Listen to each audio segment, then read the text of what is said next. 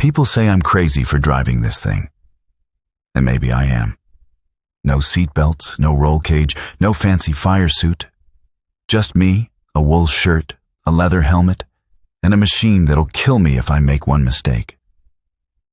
The only thing between me and death is how fast I can think, and how hard I can hang on. But I ain't out here for safety. I'm here for speed. When the flag drops and she jumps off the line, that engine roars like it's tearing a hole through the world. And for a few beautiful laps, I feel alive in a way no one else ever will. It ain't about money. Lord knows there's not much of that. And it ain't about fame, though the crowds sure make you feel like a god for a minute or two. No, it's something deeper. A pull. Like the faster I go, the closer I get to something no one else can see. But I ain't stupid. I know what could happen. One loose wheel, one gust of wind, one tiny crack in the steering arm, and I don't go home. During practice in 1953, Chet Miller hit turn 1 at over 140 miles per hour. In an instant, his front suspension failed. The car veered violently into the outside wall. It was a catastrophic impact. Metal twisted like paper, fuel hissed, tires flew. The cockpit offered no protection. There were no seatbelts, no head restraints, no crash walls. Only thin leather and steel separating bone from concrete. Chet Miller died instantly. Massive trauma to the head as his neck was snapped in two. A piston rod from his engine was embedded in his chest. Chet Miller paid the ultimate price for that altered state of consciousness. Was it worth it? You bet it was. Race car drivers chase speed like it's oxygen, the humans who'll get back in the car no matter what happened last time. But what's clear is that they're different from the rest of us. Biologically, psychologically, environmentally, these things combine, and when they do, you get someone who doesn't just tolerate risk, they need it. Some drivers are wired in a way that demands more stimulation. Chemically, they might need more danger just to feel the same level of pleasure you or I get from a walk in the park. Their brains need more to light up. In psychology, we talk about 3 systems: threat, pleasure, and attachment. Most people are wired to avoid danger. But these guys? Their pleasure system wins. Being alive isn't enough. That's not just personality, that's brain chemistry. Serotonin, dopamine, all of it. These are people who are bored by safety, and in the right culture, in the right tribe, that gets celebrated. Bill Vukovich, the 2-time and reigning Indianapolis 500 champion, was leading the race when a freak accident happened on the track. Vukovich's car ran over the right rear tire of Roger Boyd's already disabled car, sending both into the air. Vukovich's car flipped upside down and smashed Bill's head into the concrete. Needless to say, Vukovich died instantly with his brains and skull scattered on the track. No one need feel sorry for Vuk. Those last few seconds of his life were probably his most memorable. At 160 miles per hour, fear doesn't stand a chance if the mind is full. I'm not fearless by nature. I'm fearless by design. First, I know this machine. Every bolt, every sound. It's not just a car, it's part of me. When something's wrong, I feel it before it fails. Second, I have experience. Years of mistakes, close calls, and victories live in my bones. Each lap is guided by everything that came before. Third, I carry unshakable confidence. Not arrogance, confidence earned through sweat, instinct, and precision.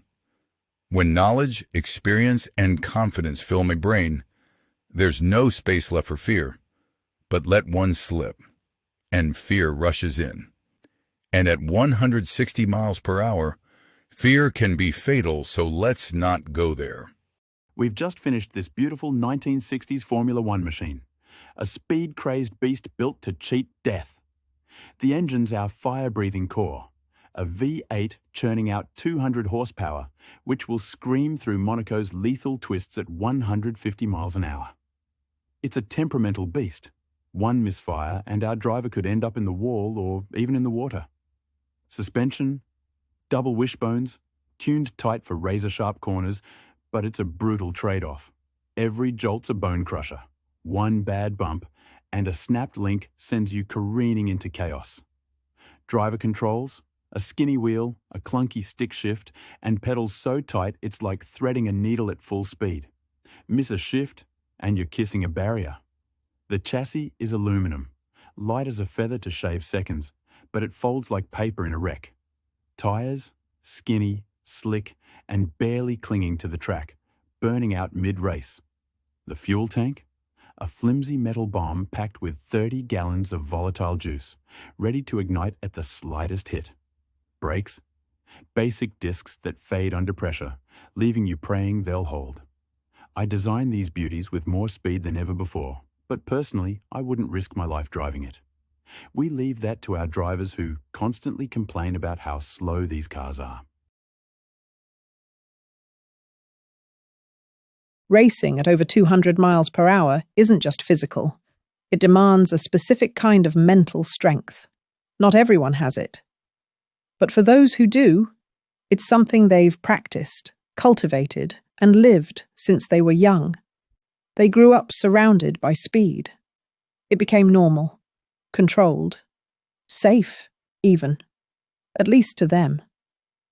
You see, the way we think changes the way we feel. Race car drivers, especially the best, train their minds just like they train their bodies. They focus on what they know, their machines, their competitors, their instincts. They've logged thousands of laps, and with repetition, anxiety fades. What's left is control. It's not that fear disappears, it just gets outshouted, because if your thoughts wander to what could go wrong, to what's at stake, you're done. Fear creeps in. Muscles tense. Performance drops. One wrong move at those speeds, it's over. That's why mental discipline matters. Just like a gymnast must forget the fall, a driver has to erase the crash. And that kind of mental toughness, it's learned. Over time. In communities that live and breathe this world. If you looked at their brains, the neural networks, they'd be different, literally.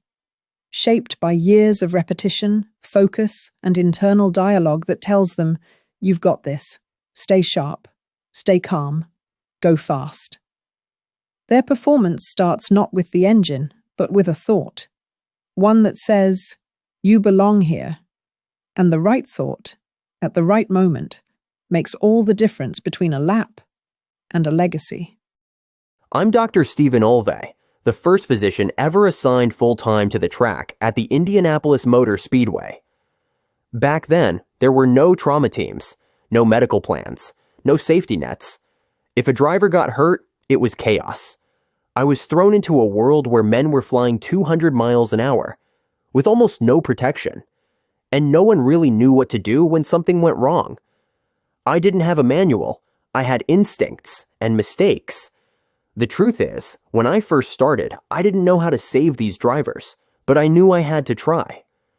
We lost racers, brilliant, talented young men, because we simply didn't understand what was happening inside their skulls. A crash would look minor, but hours later, they'd slip into unconsciousness and die. We didn't know about brain bleeds. We didn't know how critical those first few minutes were. So I went to the hospitals. I watched emergency physicians work trauma cases in the ER.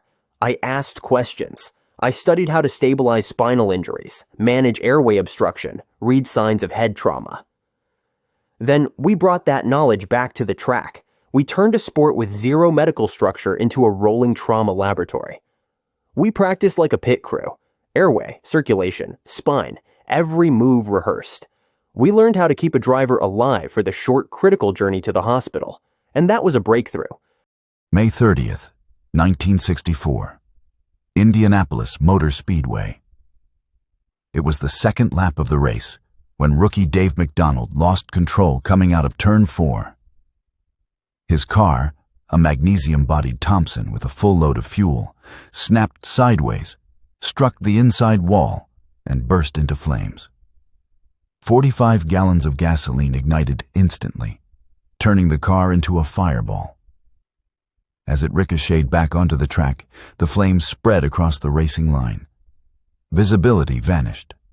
Panic followed.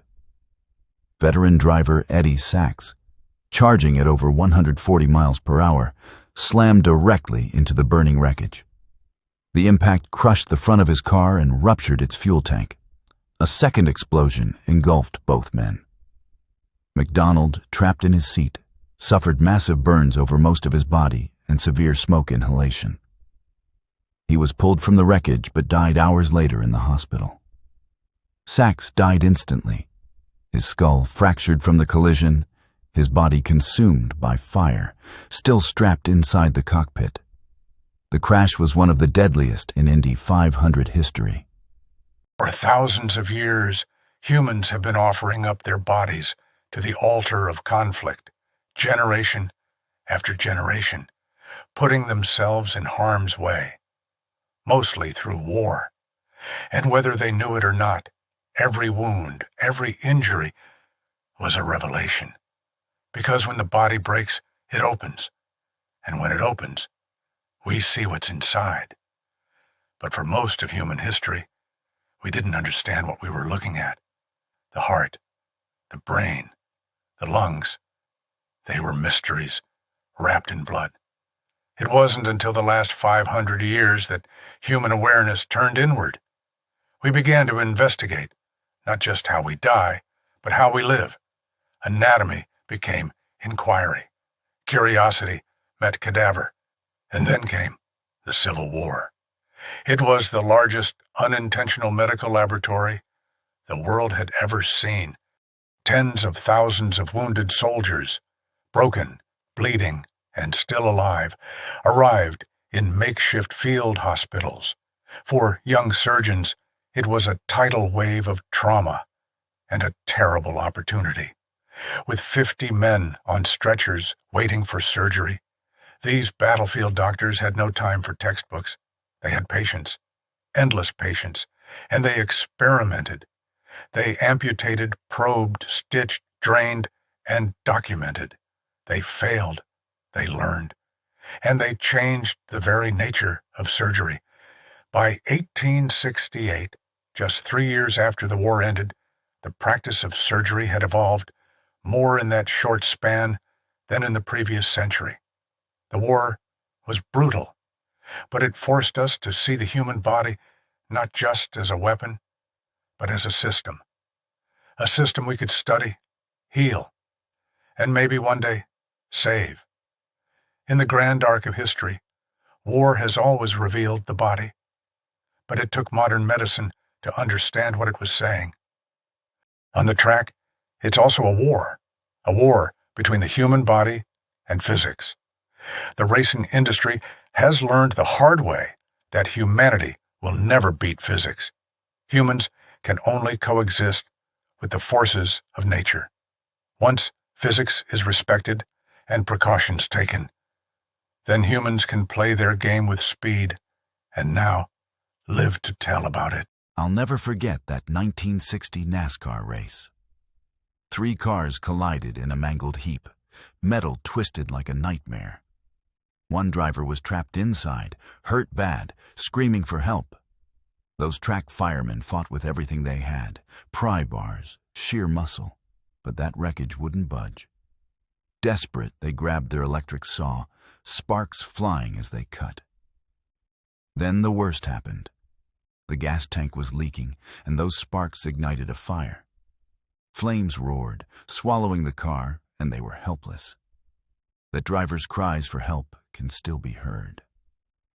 In the stands, George Hurst, an engineer, watched this disaster unfold. He knew there had to be a better way. Over the next few months, he poured his genius into creating the jaws of life. This hydraulic beast that rips metal apart without a single spark.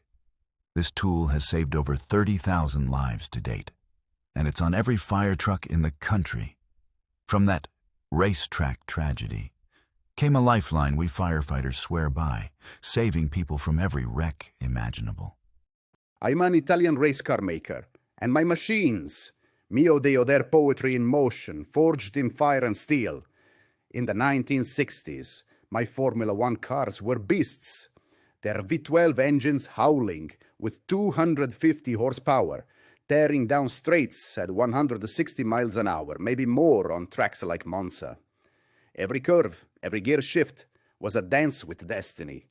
We crafted these cars to fly, lightweight chassis, slick tires gripping like gloves, suspensions tuned to hug the asphalt. They weren't just fast, they were lightning, outrunning the wind itself. But speed came at a price. These cars, they pushed beyond what any man could tame. I used to race, feeling the pulse of my own creations, the roar of the engine in my bones. But as we pushed the limits, 170, 180 miles an hour, I saw the truth. These machines were too wild, too unforgiving. A missed corner, a split-second lapse, and you'd be a fireball, a memory. I knew if I kept racing, I'd die. My heart screamed to stay on the track, but my head said, basta. I walked away, not out of fear, but to live, to keep building these magnificent beasts for braver souls. My cars still race, but I watch from the sidelines, knowing I crafted legends that outran even me. Oh, darling, I'm at Monaco in the 60s, and my heart's racing faster than these Formula One cars. The Grand Prix is pure magic. Those sleek machines screaming through the streets at 150 miles an hour, engines roaring like wild beasts. And the drivers? These young, gorgeous boys, tanned, fearless, with that devil-may-care grin. I'm absolutely mad for them. They're out there dancing with death, flirting with every hairpin turn, risking it all in those flimsy coffins on wheels.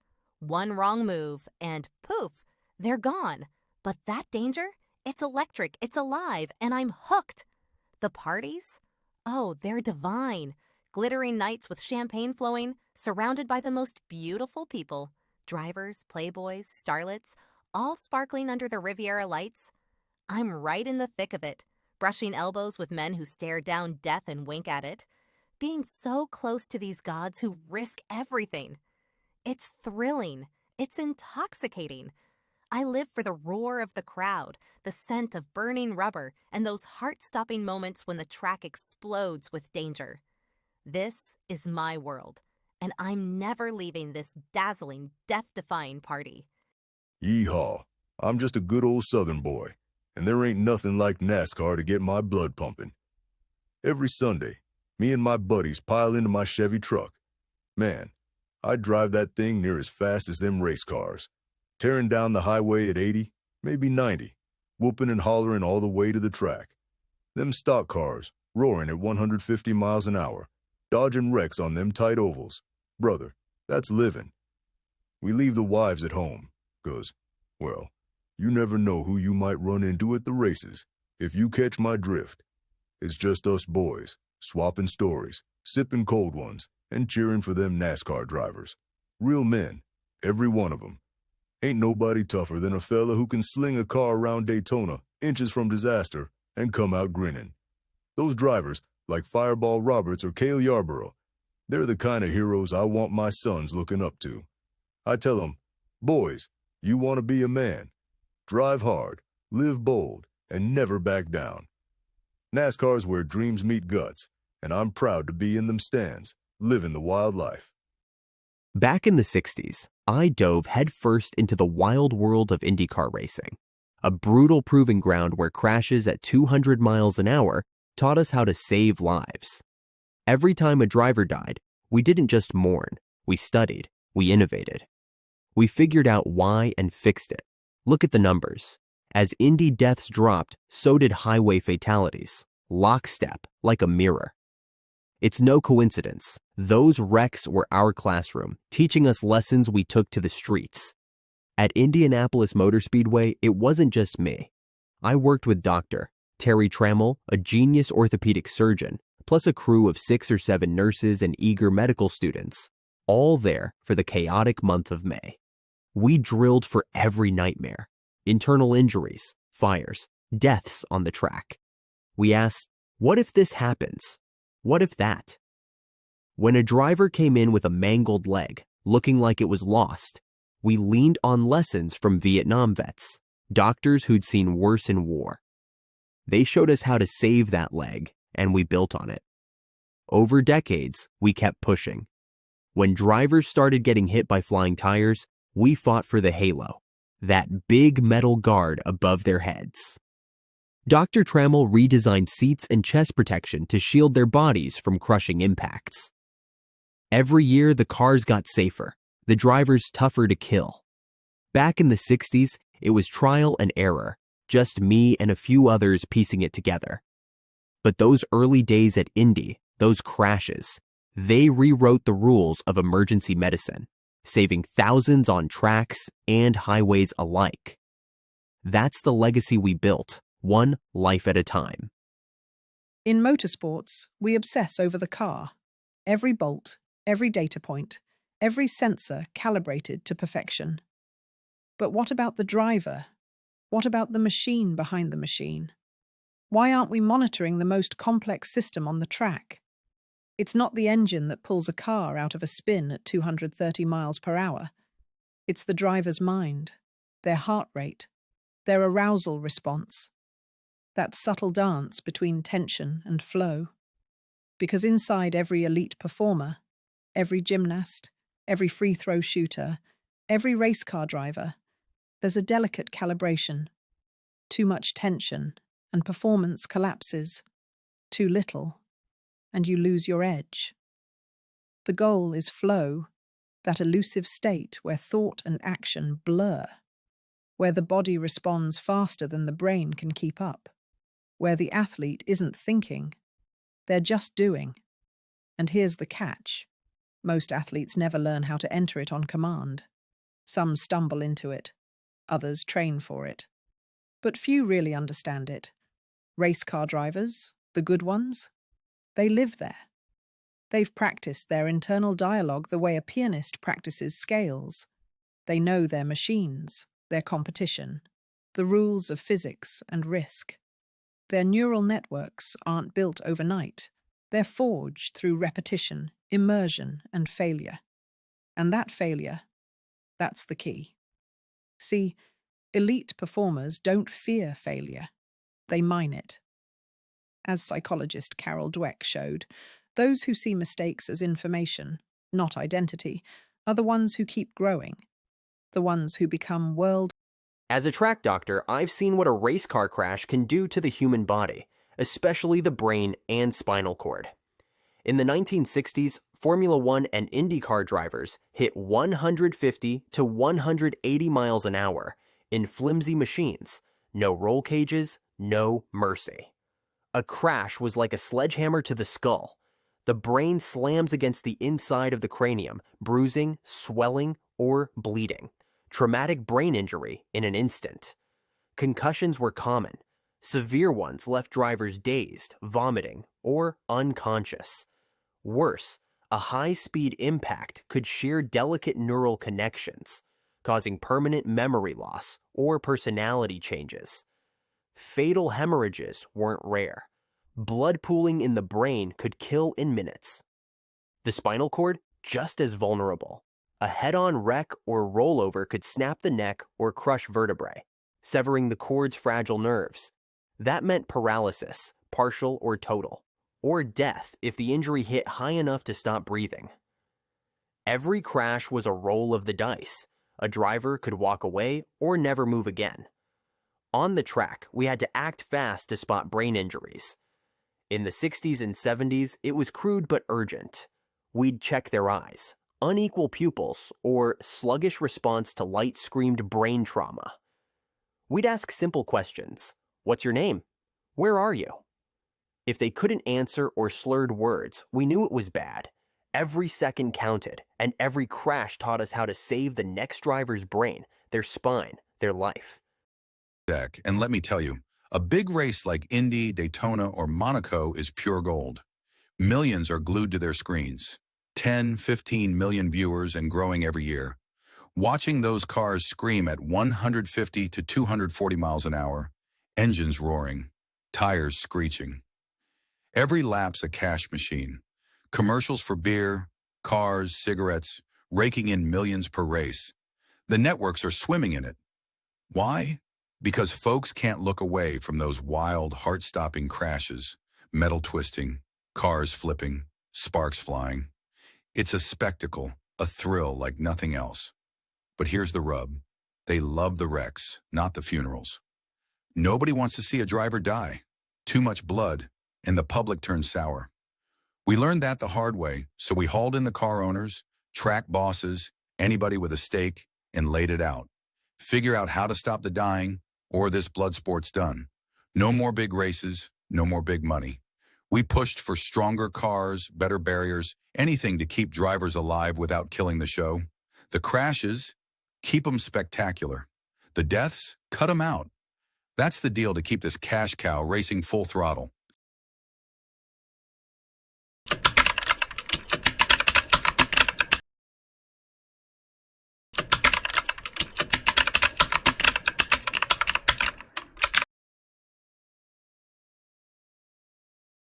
The first chapter of One Step Ahead rips the curtain off a wild truth that burns hotter than a 1960s racetrack.